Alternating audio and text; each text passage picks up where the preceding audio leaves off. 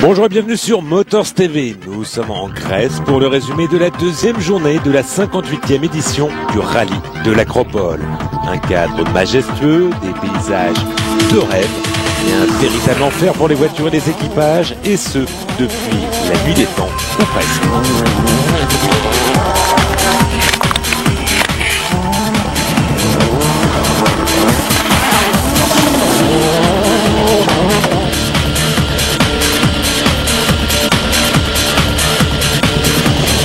En plus des pierres dévastatrices habituelles, cette année la météo s'en mêle avec des averses intermittentes, histoire de rendre l'épreuve encore un peu plus difficile.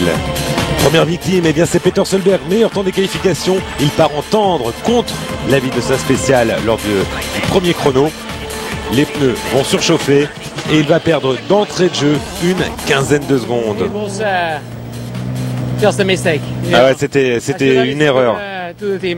Et j'aurais dû respecter les consignes de l'équipe. En revanche, tout va bien pour son équipier Latvala, qui, pour son retour après 2 mois d'absence et avec une épaule fracturée, une clavicule fracturée suite à un accident de ski, une plaque et 6 vis, eh bien, il faut qu'il ait d'entrée de jeu dans le rythme et impression après une telle coupure. La première impression, c'est que ça va vraiment vite. Hein. C'est ce qu'on remarque en premier quand on n'a pas roulé depuis un moment. Et 2 mois très exactement depuis cette dernière participation. C'était au Portugal, il a fait l'impasse en Argentine où il a été remplacé par Dani Sordo. Ça va également bien, plutôt bien pour Sébastien Loeb. Sur un terrain où on connaît assez peu de réussite, seulement 2 victoires en 2005 et en 2008. Et puis on va écouter les impressions. Paolo Nobre, vous avez vu une portière ouverte, de la poussière dans l'habitacle, un tout droit. Et le Brésilien qui nous dit je suis mort. C'est trop sinueux. Pour Sébastien Loeb, c'est dur de trouver du grip. Pour Thierry Neuville, c'est pas du pilotage, c'est juste de la survie. Pour Rosberg, moi je me suis battu toute la spéciale avec la voiture. On va parler des malheureux. Otanak, un abandon dès le 7e chrono, le 2e passage dans le box-it. Pourquoi ? Bien parce qu'il avait corrigé une note au premier tour et c'était le mauvais virage, donc il est parti tout droit. Et la voiture a endommagé. Pour Novikov, là où il a remporté son premier scratch à 19 ans, c'est le plus jeune d'ailleurs, c'était en 2009. Eh bien, il perd du temps dans le 7e chrono avec un problème de turbo. Et dans le chrono suivant, regardez, le sélecteur de vitesse qui a cassé, donc il est obligé de changer les vitesses avec la main, donc il repère 30 secondes de mieux après les quelques 1 minute 30 perdues à cause du turbo. Crevaison pour Hirvonen dans la 9e et dernière spéciale du vendredi où il perd 26 secondes et 2 dixièmes. Avant, il s'était raté ici à une intersection, c'était pas le seul, il y avait eu Latvala et Tanak notamment dans le même virage. Et Peter Solberg a tapé une pierre. Il a perdu 10 secondes, en plus des 14 ça commence à faire cher avec des écarts très serrés comme on va le voir tout à l'heure. Voilà la pierre qu'il a tapée et ça a endommagé sa voiture. Il a perdu 10 secondes, un moindre mal. Et bien pour Rosberg ça va être encore pire, toujours dans le 9e chrono, le dernier chrono du vendredi. Ça commence comme ça. Une sortie de route, il touche en rien, il est juste planté, il n'arrive pas à ressortir. Et les spectateurs qui étaient occupés à prendre des photos, vont tarder à venir l'aider. Pas plus de chance pour Thierry Neuville. Lui, c'est un problème de différentiel central. Il est en mode propulsion. Et en plus, il va faire une excursion. Et bien voilà, quand ça veut pas pour le jeune espoir belge. Il va perdre 5 minutes, plus de 5 minutes dans le 9e chrono. Mais il ne passe pas par la case Rallye 2 alors qu'il était 6e. Et on passe avec Sébastien Loeb, pas forcément flamboyant. Un seul meilleur temps dans cette première journée. Contre 5 pour Jari-Matti Latvala. En fait, il a profité des erreurs d'un peu tout le monde pour pointer en tête avec une très mince avance. Regardez, 6 secondes 5 seulement sur Jari-Matti Latvala, 17,7 sur Peter Solberg, Hirvonen déjà près d'une minute, un tout petit peu moins. Et puis derrière, second wagon avec Novikov qui a remonté, qui a profité des malheurs d'Rosberg pour être 5e. Prokop avec ses pneus d'IMAC, on a du mal à juger la performance à 4,46. L'Altia régulier, mais à 4,56, il se prépare pour les Jeux Olympiques. Alors qu'on voit la carte, le programme de cette journée du 26 mai, 8 spéciales, 604 km dont 150 chronométrés et des spéciales qui ont été parcourues en 2011, toutes, que ce soit Klenia Misenae, Gimno, qui est Ferrari ou Ziria. Non, Ziria est nouvelle. Une toute nouvelle spéciale, on en parlera. Les organisateurs ont dit qu'il fallait s'attendre à des surprises, qu'elle est intéressante. Et bien c'est ce qu'on verra. À noter que par rapport à l'année dernière, les temps ont été améliorés lors de la première journée, notamment dans le passage de... Alors, la spéciale c'était Tiva. Les positions de départ, Loeb partira 13e et dernier des pilotes WRC. Et on se retrouve dans la spéciale de Klenia Nicenae. Premier passage, 17 km 41. C'est là où Loeb avait connu une énorme sortie de route, c'était en 2009, on en reparlera avec plein de tonneaux. Et bien sur la route, on va retrouver le double champion du monde PWRC, Armindo Arroyo, le pilote portugais à bord de sa Mini. Alors c'est vrai qu'il n'a pas abordé cette épreuve dans les meilleures conditions, il a été victime d'une grosse sortie de route lors d'une séance d'essai en vue de cette épreuve. Elle dit j'ai pas de problème. On essaie d'être prudent avec la voiture. Il y a énormément de pierres, des grosses pierres. Et si on passe dessus, on détruit complètement la voiture. Donc on passe notre temps à essayer de les éviter. C'est plus de l'endurance que du sprint. Mais si vous voulez rallier l'arrivée, c'est le seul moyen. Et bien voilà pour Arroyo qui n'a pas l'air de s'amuser. On va voir Procop en action. Il est en bataille avec Al Altia pour la 6e place. Et pour l'instant, c'est lui qui la détient avec une petite vingtaine de secondes. Et le retour de Evgeny Novikov, donc 5e. Sur un rallye qui lui réussit plutôt pas mal, toujours aussi spectaculaire. Le pilote russe qui est un des seuls à pas freiner du pied gauche, mais seulement du pied droit. Ça, c'est Denis Ginrodé à ses côtés qui le dit. Et l'on retrouve le Nico Arvonen qui a pris un gros coup sur la casquette après sa crevaison. C'est vrai que ça se battait à coups de seconde et c'est lui qui a été la première victime avec une crevaison. Il avait déjà eu une crevaison lente, mais celle dans le 9e chrono a été beaucoup plus pénalisante. Alors là, on peut voir la route, aucun droit à l'erreur et les pierres, c'est vrai qu'il y en a énormément. Avec, vous voyez, un peu de poussière, mais en dessous, on voit que il y a beaucoup plu. La terre change de couleur, elle est rouge, il y a un peu d'humidité. Alors là, on a vu un dégât, je ne sais pas s'il y avait une pièce sur la route. Et Mikko Arvonen qui va réaliser le 4e temps de cette spéciale à 5 secondes pile du meilleur chrono. On rejoint maintenant Peter Solberg. Toujours sur cette même spéciale. À noter qu'Arvonen avait failli taper un arbre dans cette spéciale la saison dernière. Si vous l'avez vu, si vous étiez avec nous pour la présentation de ce rallye de l'Acropole. Et on va écouter la réaction de Peter Solberg. J'ai pas pris de risque. C'est tellement facile de faire une faute ici. On a compris hier que une seule pierre pouvait complètement détruire notre rallye. Donc on est content d'être là et on fait très attention à cela. Et les deux derniers des favoris en piste, on a vu que Solberg avait rallié l'arrivée. Il a battu le temps de Mikko Arvonen. C'est lui qui est l'auteur de la meilleure performance.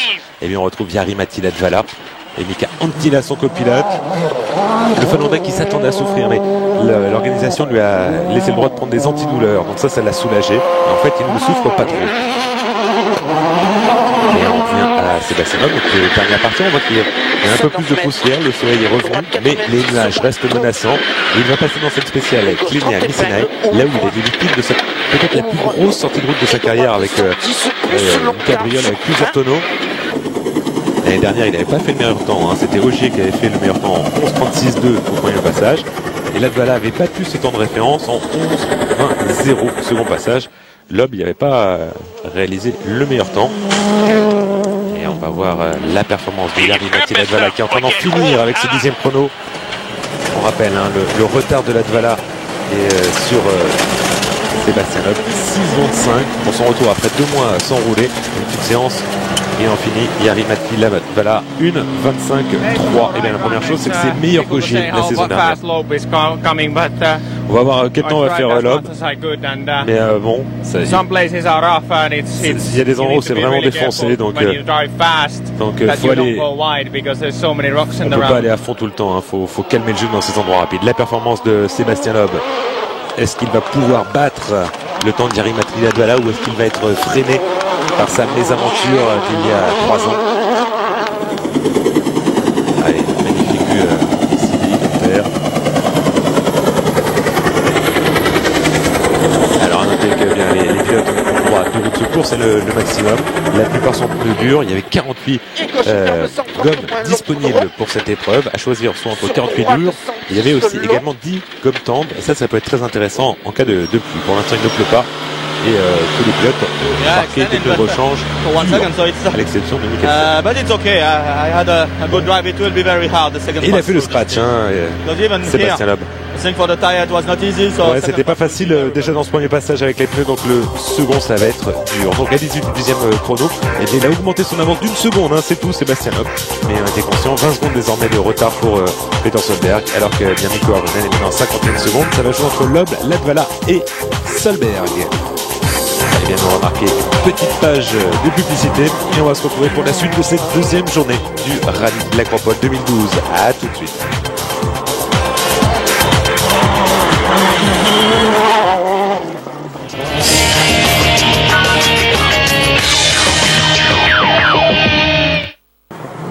De retour pour cette deuxième journée du Rallye de l'Acropole 2012.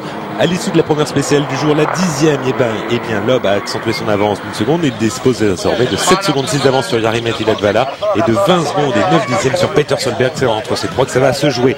Au programme des spéciales qui viennent, Gimno. Alors c'est une spéciale de 17 km 61. Les 16,48 premiers kilomètres sont identiques à 2011. Juste la dernière partie est nouvelle. Et puis Kefalari, 18 km 40, identique à 2009. On est avec Mats Osberg à la poursuite de Nasser Al-Attiyah. Ça c'est pour la 7e place. Il va le passer dans le 11e chrono à l'arrivée du 12e. Il conforte cette 7e position, mais il a un problème de cardan comme la veille à l'arrière droit. Alors il essaie de le ménager, de pouvoir rallier l'assistance et le changer. Parce qu'il a peur de encore avoir un souci. Mais ça fait beaucoup de bruit dans la voiture. Donc il a peur que ça ne tienne pas encore. Et bien la dernière spéciale, Ziria, le premier passage. On l'a dit, Nasser Al-Attiyah, bien lui, pas de souci, il attaque. Il a peut-être plus la tête tournée vers les Jeux Olympiques où il va jouer la médaille d'or du tir au pigeon. Petite chaleur, vous allez voir, il va se faire un tête à queue. En tout début de spécial. Et il veut rallier l'arrivée.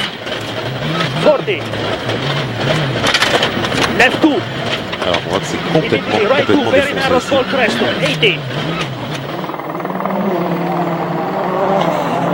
Et attention à Prokop maintenant, il est désormais, il est toujours 6e derrière Novikov, mais il est dans la ligne de mire de Mats Osberg.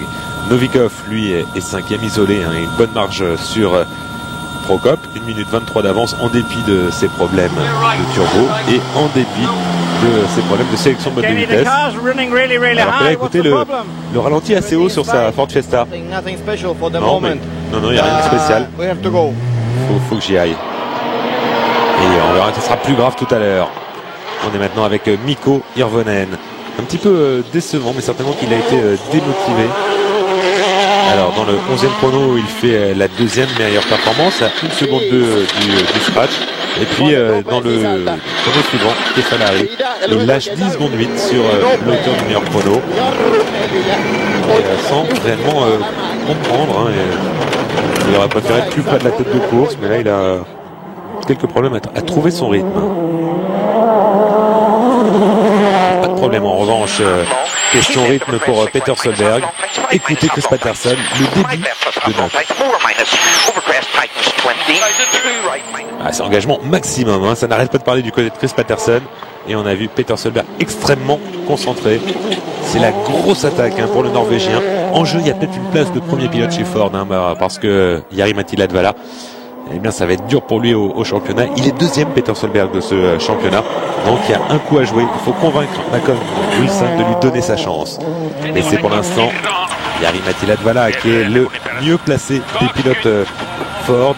Après le réveil en fanfare de Loeb, il va ajouter 2 meilleurs temps pour porter un total à 7 sur 12 épreuves spéciales. On écoute sa réaction à l'arrivée du 12e chrono. Mais pour l'instant, d'après les intermédiaires, c'est pas si bien par rapport à Sébastien Loeb. J'ai pas super bien roulé. Je crois qu'il a fait mieux que moi dans cette spéciale. Ça, c'était les intermédiaires. Mais on rappelle, Sébastien Loeb s'élance 2 minutes derrière Jari-Matti Latvala. Alors, quelle va être la performance? Les partiels, c'est une chose. Il faut aller au bout du chrono. On voit qu'il ne ménage pas grand-chose. Hein. Il y a énormément de cailloux. Mais au moins, il bénéficie d'une route balayée. Sébastien Loeb. Ah ouais, je suis à fond. Est-ce que vous êtes vraiment à fond? Ah ouais, non, vraiment. Non, pas dans la spéciale d'avant, hein. Pas dans la 11, pas dans le Gimno 1 parce que c'était trop défoncé.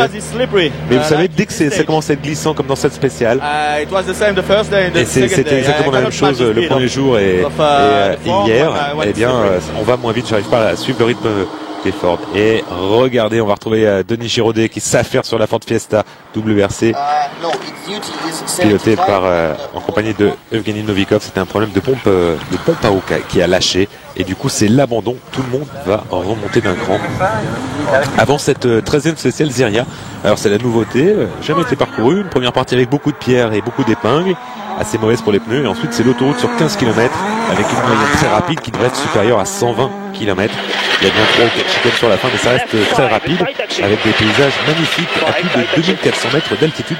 C'est Denis Giraudet qui l'avait décrite ainsi, cette spéciale. Malheureusement, il n'aura pas l'occasion de la faire. Et le voilà, le tête-à-queue de Nasser Al-Attiyah, qui a malgré tout bien profité de l'abandon de Novikov pour s'emparer de la 7e place.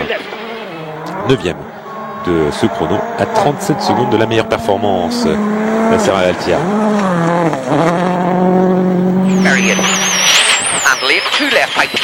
Et on passe en compagnie de Peter Solberg. Toujours dans ce même chrono de Ziria, premier passage, 21 km 36. Attention, peut-être autoroute un peu large. En tout cas, autoroute c'est relatif, c'est par rapport à ce qu'on a vu dans la spéciale précédente. Il est en train d'en finir, Peter Solberg. Il a dépassé encore une fois la meilleure performance en collant 9 secondes et 1 dixième à Igor Venen. Latvala et Loeb restent à passer. C'était vraiment très glissant par endroit. En plus, j'avais des notes un peu pessimistes par endroit. Mais bon, j'ai bien roulé. Je suis content de ma performance. Bon, tout le monde nettoie un peu plus la route, donc on va voir ce que font les autres, mais bon, ça va. Et bien ce que font les autres, il n'y en a plus que 2 à passer réellement. On commence par son équipier, Jari-Matti Latvala. Vous voyez que c'est l'engagement maximum avec une Fiesta amochée un peu à l'arrière droit. Regardez ces grandes roues rapides avec l'humidité. On a vu, il y a eu des flaques, hein, il a beaucoup plu. On est un peu plus à l'est de l'Utraki, le centre névralgique du rallye. Et voilà ces flaques avec bien des pneus durs pour tout le monde, hein. Il faut résister, il faut tenir. Et on sait que ces pneus durs sont pas à l'aise. On retrouve Sébastien Loeb dans une des chicanes installées dans la portion rapide. 360 mètres. Gauche 140 pompes corde légère. Gauche 140 pompes corde légère. Ouvre. Ouvre 130 les traces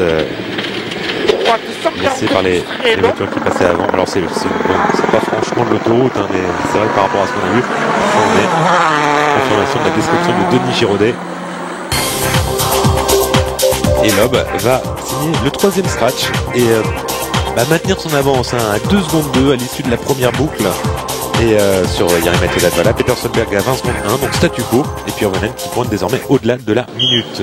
On va retrouver tout ce beau monde à l'assistance avant de repartir pour cette même boucle de 4 spéciales. Allez, on voit l'ambiance là. Yeah, it was a very tough fight for sure. Latvala c'est very fast and regarde, très serré. Latvala est rapide. Moi, j'essaie de perdre le rythme. It's okay. It's Solberg, me and Latvala. Ça va jouer entre Solberg, moi et Latvala. On fait toujours à peu près les mêmes temps. Jari-Matti Latvala m'en a repris un peu ce matin, et on verra. Ouais, au bout du compte, c'est une bonne matinée.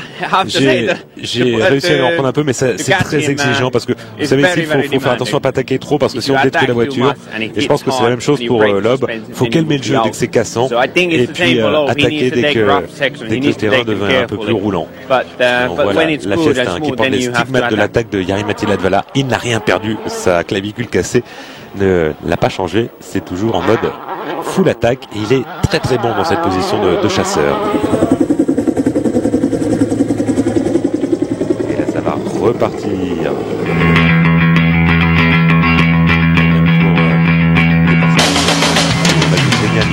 Loeb va donner un autre.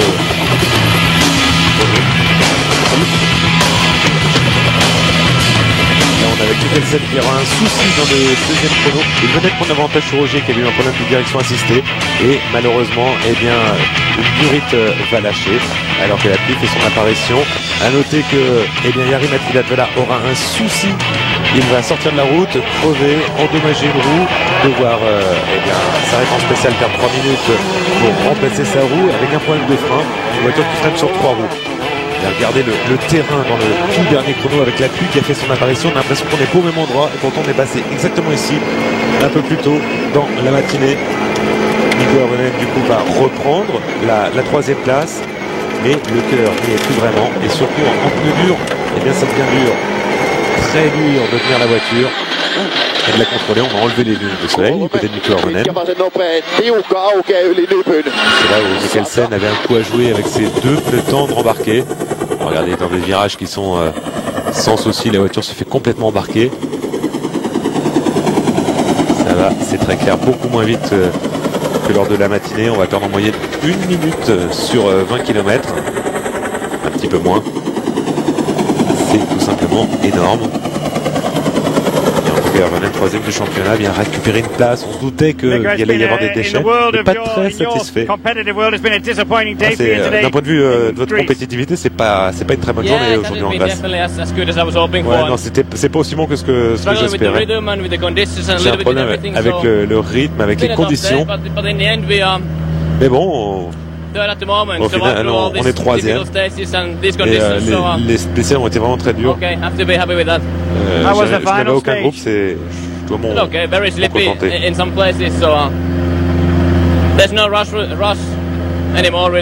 Là, à certains endroits, il n'y a aucun moyen de contrôler la voiture. On se fait embarquer. Mais bon, c'est bien de ramener la voiture en entier à l'assistance et au parc fermé. Et Peter Solberg, eh bien, c'est désormais le seul rival qui peut empêcher Loeb de remporter une 71e victoire.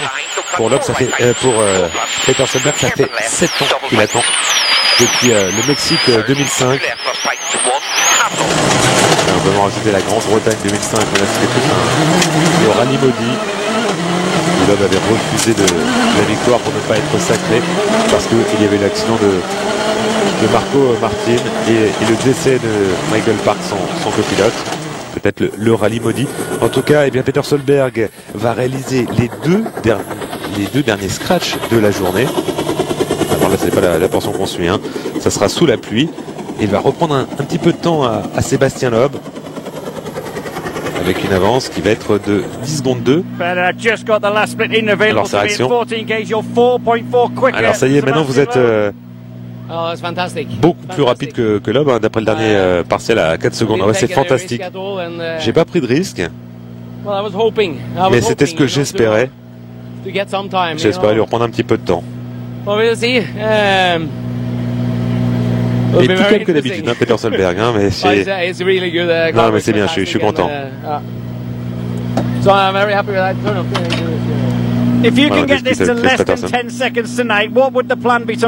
Alors, si vous êtes à moins de 10 secondes, quel sera le plan pour demain? En vrai, j'aurais préféré être aux alentours de 6 secondes. Ouais, mais vous auriez pu. Ah ouais, mais oui, j'en ai perdu 14 dès le premier chrono, et puis encore 10 en percutant une pierre, donc je peux m'en prendre qu'à moi, mais c'est dur, hein, mais bon, en tout cas, je m'amuse. Et bien, vous l'aurez compris, d'après les partiels, Loeb est bien allé au bout de ce 17e chrono. Mais encore une fois, comme il l'a dit, quand le parcours devient plus beau, plus glissant, et il a du mal à rivaliser avec sa DS3 face au Ford Fiesta. Donc il va concéder 3 secondes 9 dans le 17e chrono. Il avait déjà concédé 1 seconde 4. Et donc une avance qui est aux alentours de 10 secondes avec une dernière journée qui comportera 5 spéciales et 65 km de chrono. Il faudra voir quelle va être la météo, hein. Ça reste menaçant du côté eh bien de ce rallye de l'Acropole, du côté de Loutraki. C'est un qui dira des virages qu'on prend normalement à 120 et là on était à 40 et encore on avait du mal il fallait s'appuyer sur les talus. On se faisait complètement embarquer et il y a confirmation à l'image.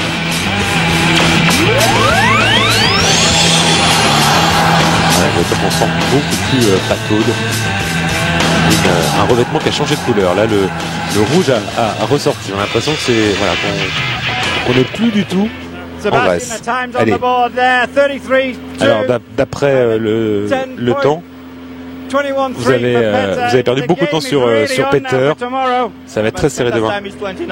Ouais, non, mais son temps c'est 13-29-3, hein, c'est pas 13-21-3, donc il y a une erreur. Mais bon, de toute façon, il a été très rapide dans ce chrono. Et il a été plus rapide que nous. Donc ça sera une belle bagarre demain. Vous pensez que vous pouvez conserver l'avantage? Ouais, c'est ce qu'il faudra. Vous savez, aujourd'hui, on n'a pas été très chanceux parce qu'il s'est mis à pleuvoir fort au départ de cette spéciale, au départ de la 15e également. Je ne sais pas quelles étaient les conditions pour les autres, mais on verra demain. Vous êtes prêts pour la bagarre? Ah bah oui, bien sûr. Ah, il aime ça la bagarre, Sébastien Loeb.